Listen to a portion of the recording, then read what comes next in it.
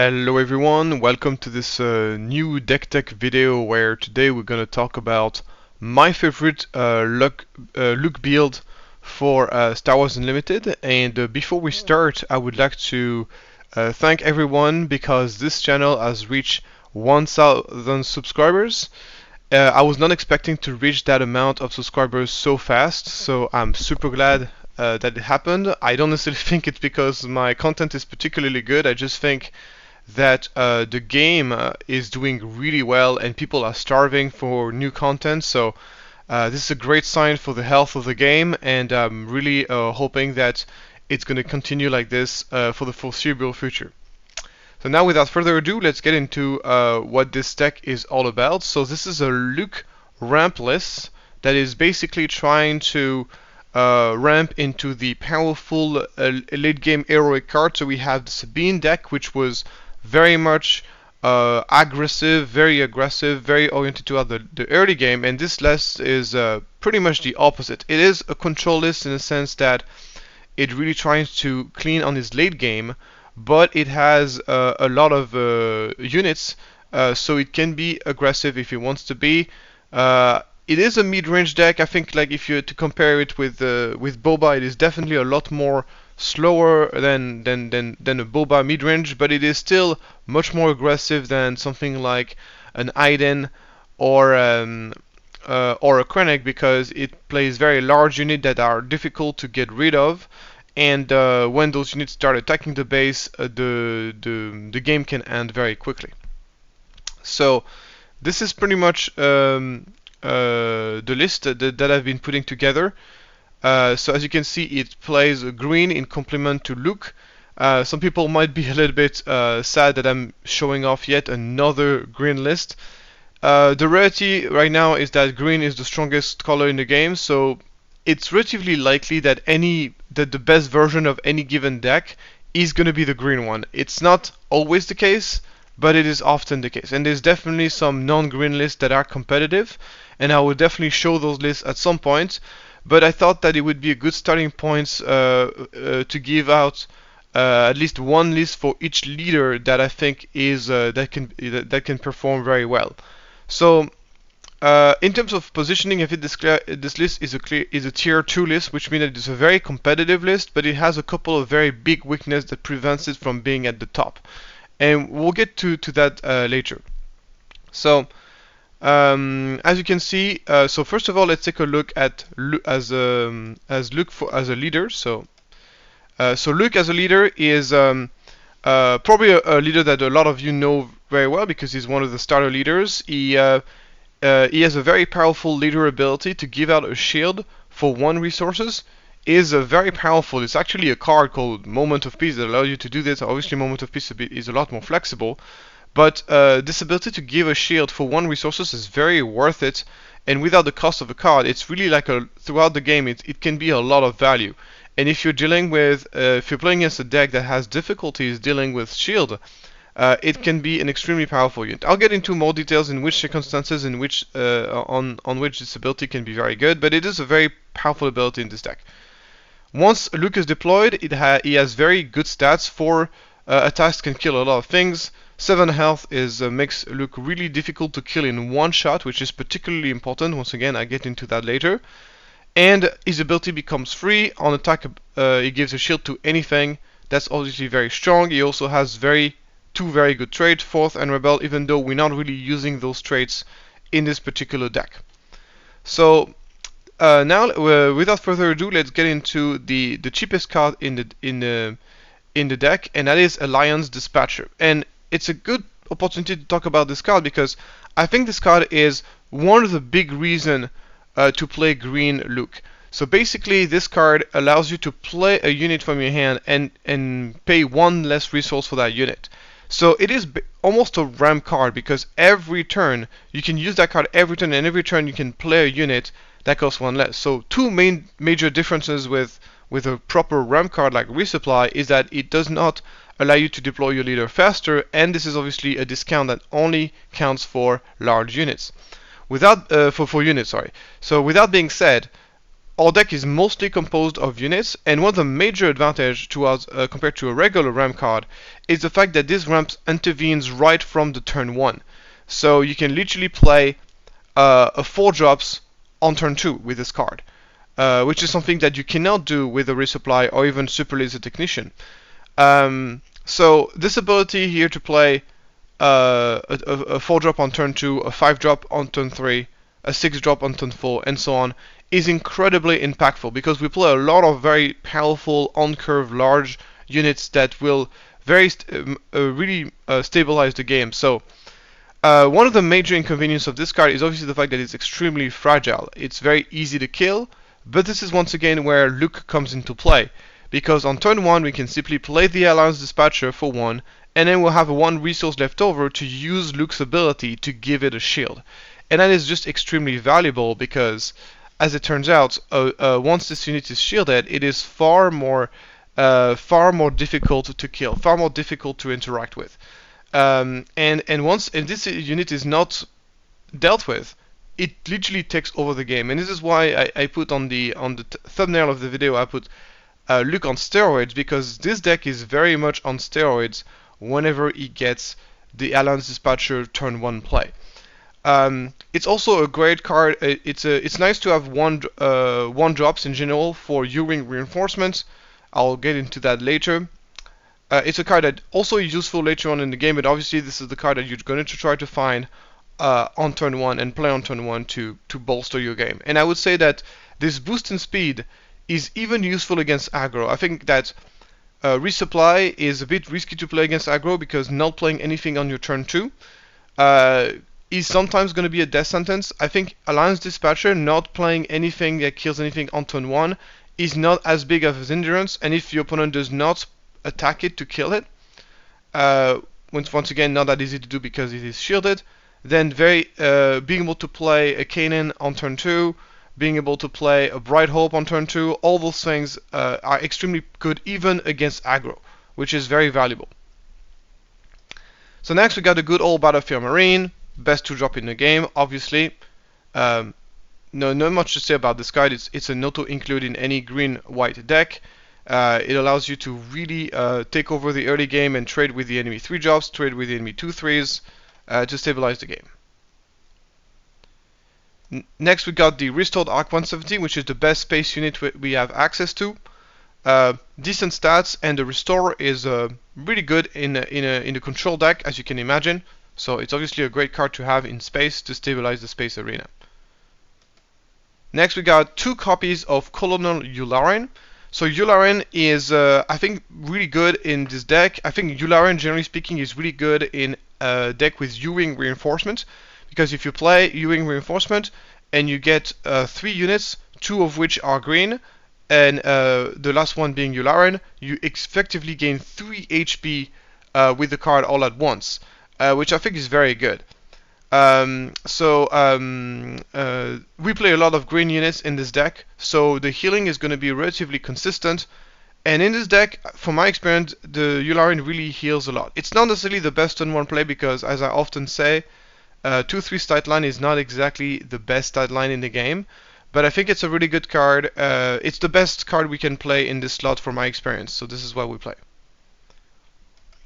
Moving on, we got our 2-drops, and of course we're gonna get the Echo-based Defender. So Echo-based Defender is even better in this deck than it is in other decks I've seen. The main weakness of Echo-based Defender is the 3 HP that he has, meaning that it usually trades down with most of the 2-drops that you see, like Sabine or Battlefield Marine.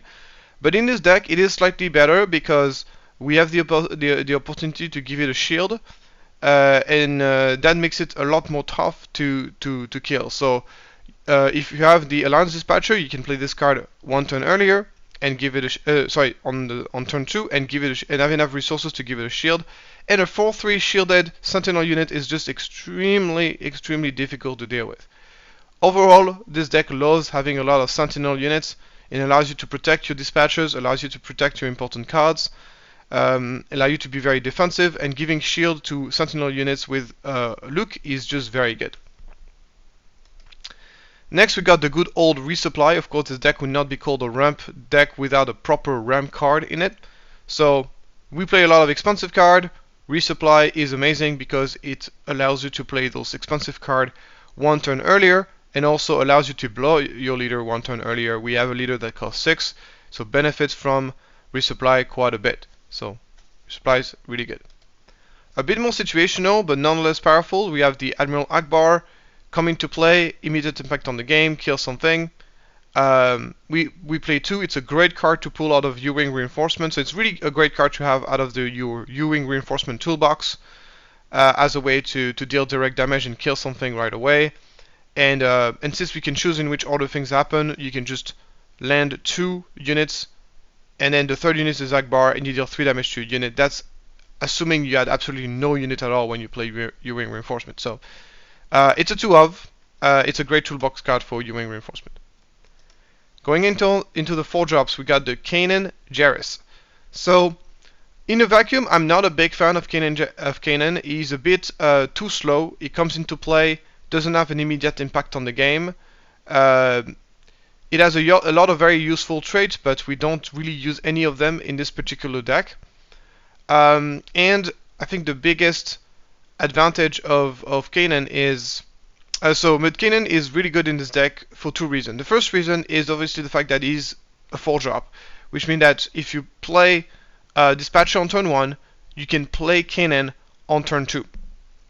And Kanan on turn 3, not amazing, but Kanan on turn 2, very, very oppressive, very powerful. So it's all a matter of so Dispatcher really makes this card a lot better. Another card that makes this card a lot better is ECL, Energy Conversion Lab.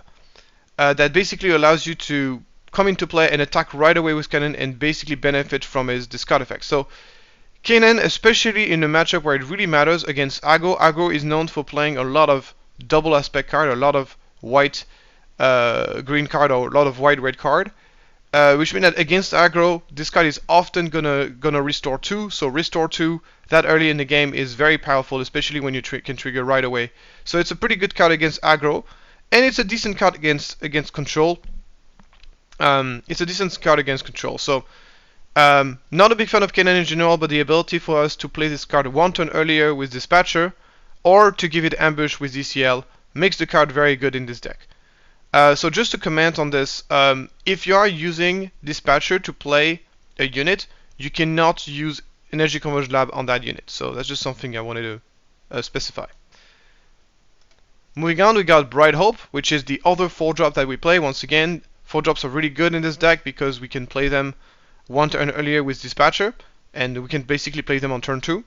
Bright Hope is obviously the ideal card to block the Space Arena.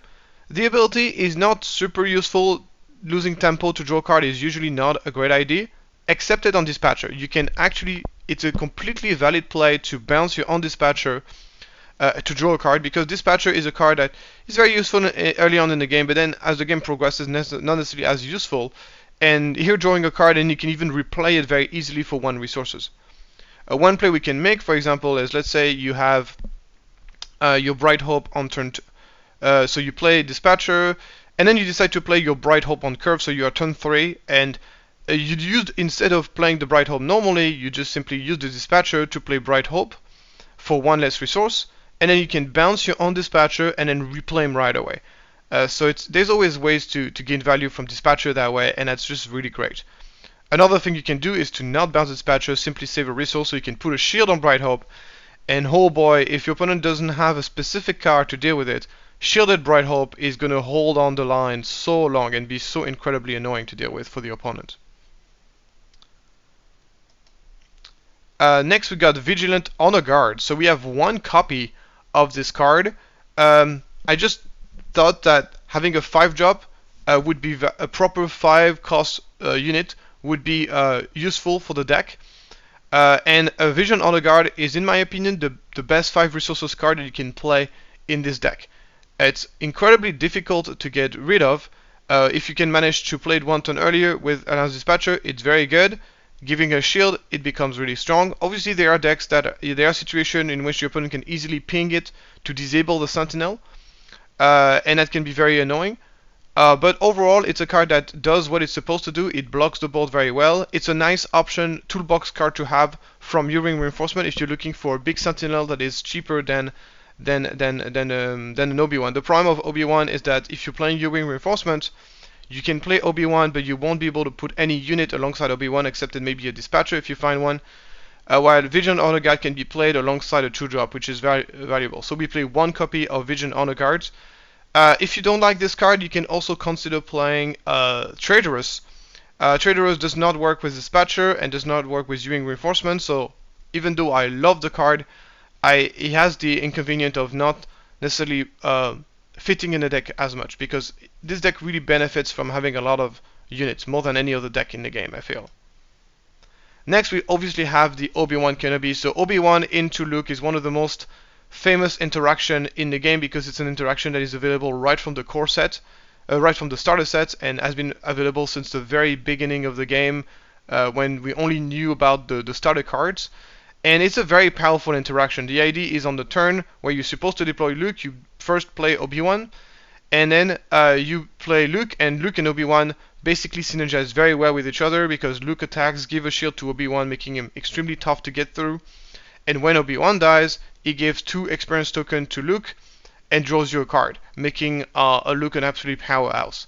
And so they basically both protect each other, and it's just a very strong interaction if your opponent doesn't have specific card that can deal with it. So Obi-Wan suffers a lot against Waylay and Spectral Soldiers, so he's not as good as he used to be, but he still remains a very powerful card. You just have to be careful on where exactly you play him and in what matchup. So obviously he's going to block the Space Arena, gives you tons of value when he's defeated, and it's just a great card to have in a control deck in general. After 7 drops, of course, we got the one of the most powerful cards in this deck, and probably the main reason to be playing a blue-white deck in the first place, and that's obviously playing a Luke Skywalker. So Luke is just incredible, immediate impact on the game, massive stats. It's a white unit, so if you can give it a shield, if you can play it like 1 turn later, or you can play 1 turn earlier with Dispatcher. You can also sometimes give it a shield. A 6/7 with shield, once again, unless your opponent has specific card to deal with them, incredibly oppressive, incredibly difficult to deal with. And every time it attacks, it restores 3, which is almost game ending. If Luke can swing once, the HP differential that he creates is so massive that it pretty much provokes game over. So most of the time, of course, we're going to try to enable this -6/-6, which is something that you can very much set up if you play him properly. But honestly, even comes into play, kill a -3/-3 and put a 6/7 restore 3 on the board, still a very strong play by itself. It's just an incredible card. It can also be played out of U-Wing Reinforcement. Generally speaking, I prefer to play multiple smaller units than one large unit from U-Wing Reinforcement, but Luke Skywalker is so powerful that he's the exception, and sometimes Luke is just a great card to play from Reinforcement.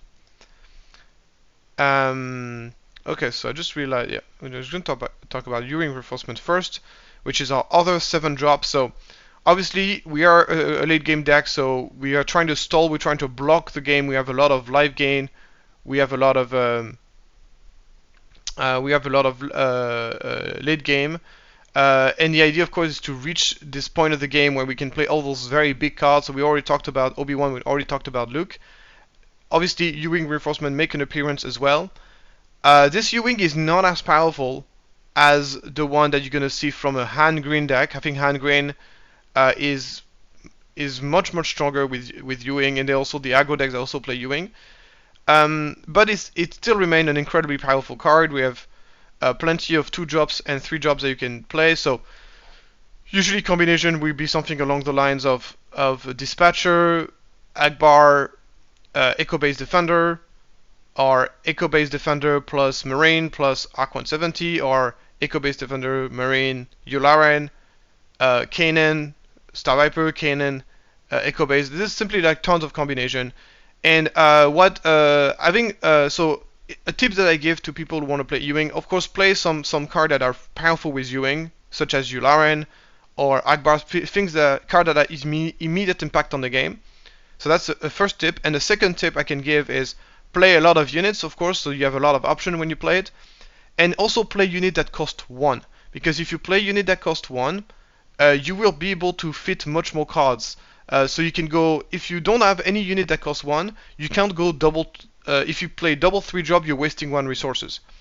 So the fact that we have Dispatcher means we can play 2 3-drop plus a 1-drop, or we can play a 6-drop like Obi-Wan and then a 1-drop alongside it. And those extra units really make a difference, especially when you're playing Yularen or Akbar, or even when you want to, whenever you want to play like an Obi-Wan plus a Dispatcher, and suddenly you're playing around Power of the Dark Side. This is very valuable. Or even if your opponent manage to kill a unit, at least you can put 2 experience token on something. So it does make a big difference, and that's another good reason to play Dispatcher, in my opinion.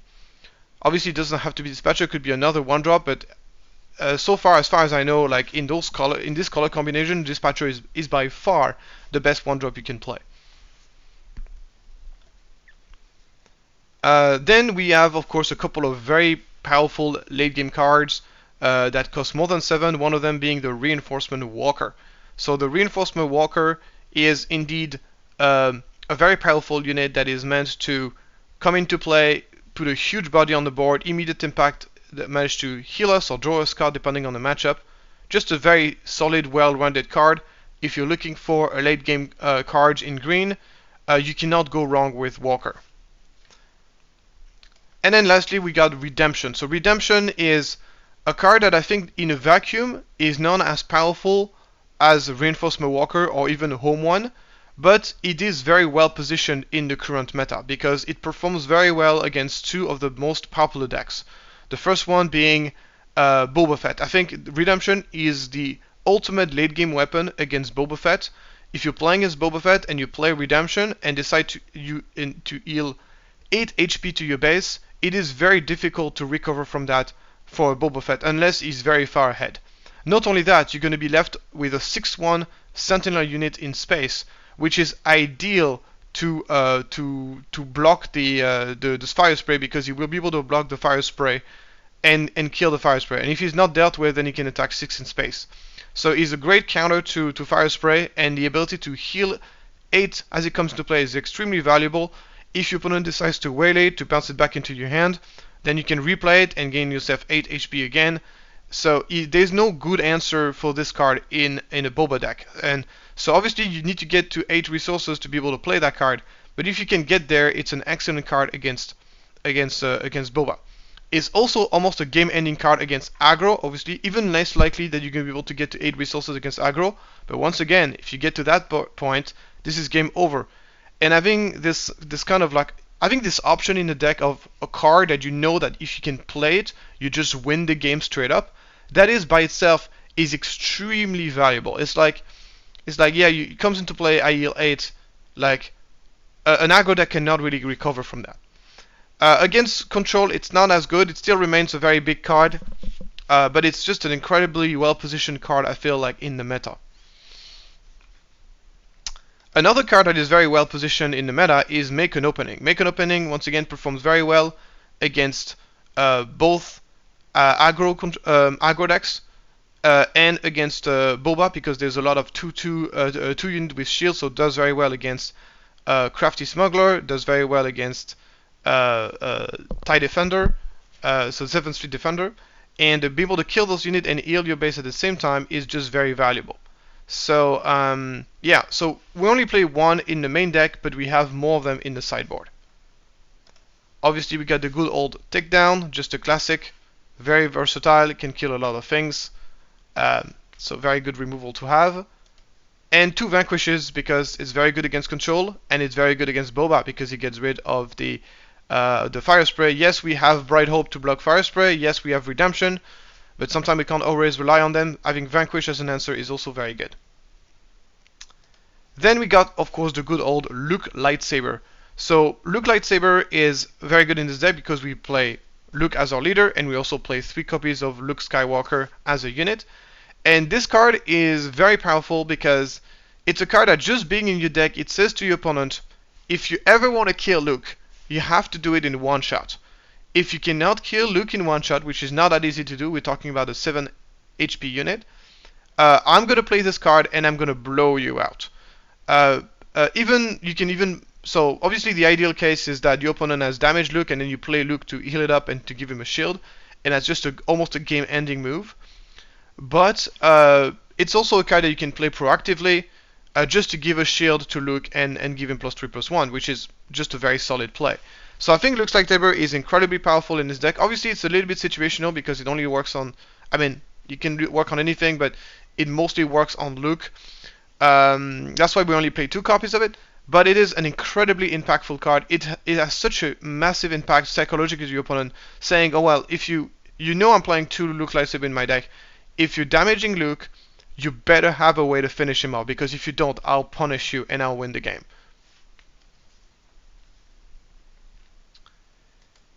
And I think that's it for the deck. So now that we've covered all the main deck card, I'm gonna go with you through the sideboard plan. So I'm doing this a little bit differently this time. So instead of going through every single instead of going through every single card in the sideboard, I'm simply going to show you what is my sideboard plan against the 3 most popular decks in the game. And that also gives me the opportunity to talk about the matchup themselves. So first of all, we're going to talk about the Boba Green matchup. So in my opinion, Boba Green is by far the most difficult matchup for this deck, simply because Boba Green is, in my opinion, the strongest deck in the game, but also because it's a deck that plays cards like Waylays, and Waylay is so incredibly powerful against us, because our Sentinel units are very powerful and have an immediate impact on the game, but that's assuming our opponent doesn't have a direct answers to them. That is unconditional, and Waylay really does that very well. So Waylay is really a card that we have a special hatred for, and that really is very impactful against us. So the way we improve the matchup is we're taking out the Consortium Star Vipers, which are not super useful against Boba. They can kill sometimes a Cattle Spacer and survive, but that's pretty much the only thing it does. It's not really valuable. Akbar, once again, doesn't play a lot of very small units. I mean, it's good against Greedo and stuff, but it's not exactly ideal, and Make an Opening can very much performs the Akbar's job, but much better because it gets through shields, and Elos at the same time. So we had 2 copies of Make an Opening.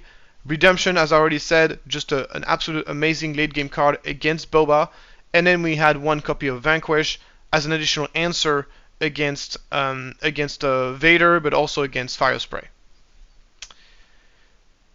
Next matchup is against Control. So I feel like against Control, this deck is a lot better position. We have a lot of very powerful late game cards to fight in this matchup, and it's a deck that can really overpower another late game deck like Aiden or a Krennic deck, which are usually more geared to fight against aggro. So obviously it depends on what kind of control we're talking about. So it's very difficult to say if you have a good or a bad matchup against Control, because it really depends on what the Control deck is playing. But this is currently what we are running in the sideboard. So we are taking out, of course, Yularen and Star Vipers, which do not heal. We don't really care about healing in this deck too much, in this matchup, nearly as much as against aggro, and also the amount of healing is not going to make a big difference in that kind of matchup. And instead we're going for more late game, of course, additional copies of Walker, additional copy of Redemption, even though Redemption is not amazing against Control. It's more late game, so we're going to take that. Vanquish to deal with the opponent late game cards. And then 1 copy of Regional Governor. So this card is, I think, very strong against Control, because when the game goes very long, it really narrows down the kind of card that you're really afraid of, and playing that card in late game and naming the specific card that really deals with you, or a late game card, and removing that option from the opponent. And the longer the game goes, the more likely Redemption is going to have a high impact. What a play that I like to do particularly is when I'm playing U-Wing Reinforcement, take a Regional Governor and name Super Laser Blast, because Super Laser Blast is one of the few ways you can deal with a very, very wide board where there's just so many units. It's the kind of card, like, it really helps a lot against Control. I also wanted to say that U-Wing Reinforcement is a great complement in general to what the deck is trying to do, because the deck is really good at playing 1 big threat every turn. But sometimes against certain decks and certain matchups, you want to be playing multiple threats at the same time, and U-Wing is the way to do that. So this is also one of the things I want to say about this deck, is the relationship between playing large unit and playing U-Wing is just a very good relationship to have. And finally, this is our sideboard against aggro.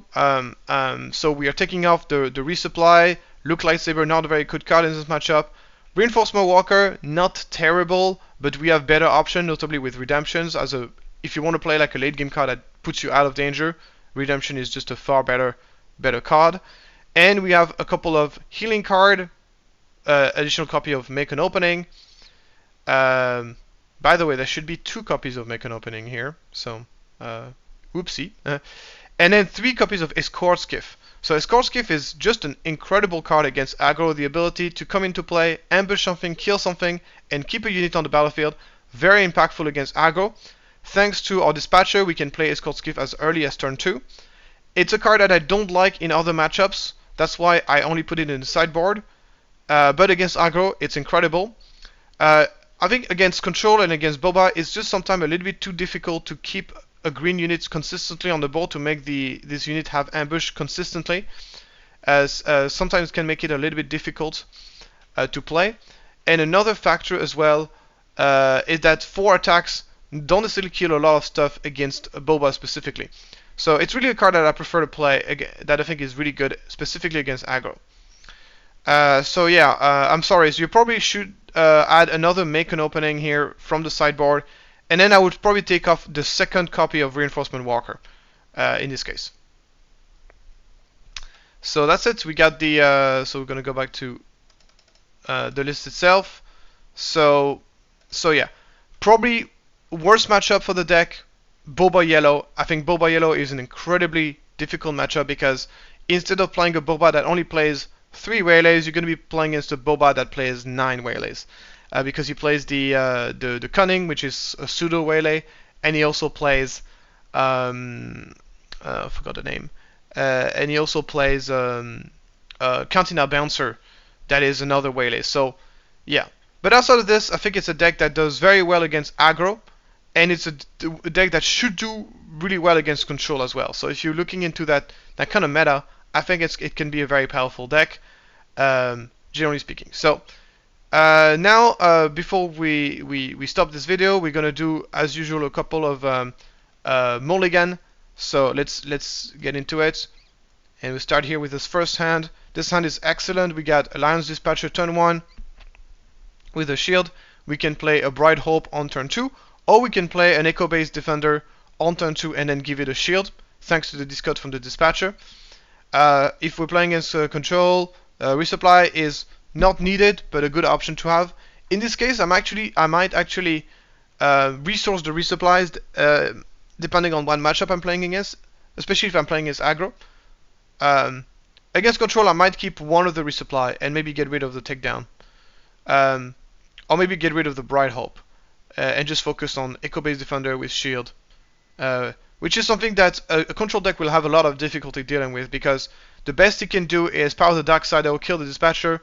Takedown will take a while to come online. In the meantime, this Echo-based Defender can just pound the base for 4, and with the shield, very difficult to get rid of. The second hand here is excellent. We have a turn 1 Arc 170, turn 2 Resupply or Akbar, depending on the situation. And then we can jump directly from 4 to 5 and play our Valiant on a guard. A Vision on a guard, and then hopefully we have something on 6 to play, and then on 7 we have U-Wing. So here I would resolve the Redemption. I'll probably also resolve the U-Wing Reinforcement, or maybe the Akbar, depending on the matchup. Okay, so this hand is not as great. We don't have a Dispatcher, and we don't have a ramp. Yularen is not really a great turn 1 play, so I would probably mulligan this hand. Okay, this hand is even worse. Nothing to play at all for a very long time. That's a pretty unlucky hand, so yeah, you would absolutely mulligan this hand if you could. Okay, this is a much better hand. Turn 1 Dispatcher, turn 2 Kanan, or turn 2 Echo Base. Option to play Resupply. I will probably resource the Arc 170 and the U-Wing Reinforcement, or maybe the Resupply depending on the matchup. Here this hand, turn 1 battle, so no ramp, but at least we got a very solid turn 1 play, but no turn 2 play follow-up, which is dangerous, which can be a little bit dangerous. So I would probably mulligan this hand, because really the Moraine is the only thing that's holding this hand together. The rest is you might taking the risk of skipping your turn 2 with this hand, which is very dangerous. I mean, just playing a Reliant on turn 2, which is not really what you want. Um, it's not a terrible hand, but it's really not a great hand. And then finally, the Sun is excellent as well. Dispatcher turn 1, going to Bright Hope, or Star Viper turn 2. It's really good against control, it's really good against aggro, it's good against everything. Just a great hand. And that's it. That's pretty much our decks. I'm trying to put it back. No, I think I've closed the window. Anyway, I hope this was informative. I think, in my opinion, as I said, it's probably is the strongest Luke list that you can put together. At least it's my favorite way to play Luke. And if you have any question, as usual, feel free to put on the comments below. There's certainly a lot of cards that are usual to see from Rebel decks, like for example, Wing Leader and Fleet Lieutenant, that some people might be surprised that I'm not playing. I think the reason is because we're already playing a few 3-drops. The deck is not really meant to be an aggressive deck, so those cards don't really help as much. And they are decent cards, and I think there's definitely some version of the deck that maybe should be playing them. But this is something I've decided to go against. I've decided to really focus this deck on a defensive game plan instead of being more aggressive. So that's why I'm not playing those 2 cards. Some people also might be surprised to not see Ohm 1. I think Ohm 1 is not great in this deck because pretty much the only card that we're very happy to return from the discard pile is going to be Echo Base Defender and Admiral Akbar. It doesn't work with Star Viper because it's not an heroic unit. And then everything else is just too cheap or too expensive. And so Ohm 1 is not exactly great in this specific deck. It's very inconsistent. If you have an Echo Base, that's great. If you don't, then it's not that great. I prefer, in this specific deck, I prefer Walker, which is a lot more consistent. Okay, so thank you for watching this video until the end. And if you like that video, please like and subscribe. And I'll see you next time for another deck tech. This weekend, there's going to be the big London tournament coming out. So I'm absolutely going to be covering this probably the day after. So stay tuned for that.